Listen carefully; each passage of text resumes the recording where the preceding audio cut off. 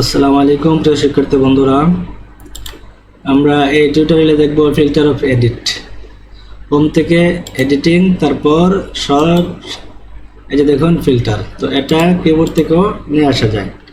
প্রিয় শিক্ষার্থী বন্ধুরা, প্রতিনিয়ত এরকম টিপস পেতে আমাদের ইজিটেক একাডেমি চ্যানেলটি সাবস্ক্রাইব করুন এবং ফেসবুক পেজটি ফলো করুন। তাহলে চলুন দেখে আসি ফিল্টারের অপশনগুলা দেখে আসি।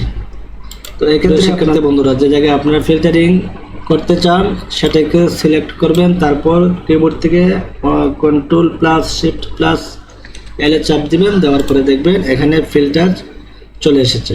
এই যে দেখুন এগুলা ফিল্টার চলে এসেছে। তো আপনি কিসের উপর ভিত্তি করে ফিল্টারিং করতে চান সেটি নির্ভর করবে আপনার উপর।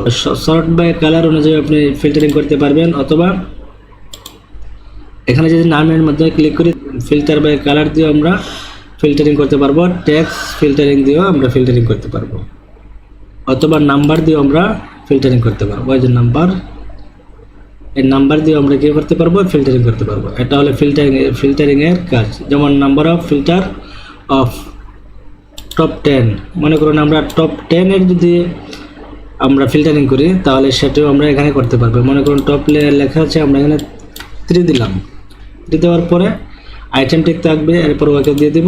দেখুন এখানে 3টি নাম ফিল্টারিং হয়েছে। তো আপনারা এভাবে ফিল্টারিং এর কাজ করে যে কোনো এক্সেলের কাজ আঞ্জাম দিতে পারবেন। আশা করি ভিডিওটি ভালো লেগেছে। যদি ভালো লাগে অবশ্যই লাইক কমেন্ট শেয়ার করে আমাদের সাথে থাকবেন। আল্লাহ হাফেজ।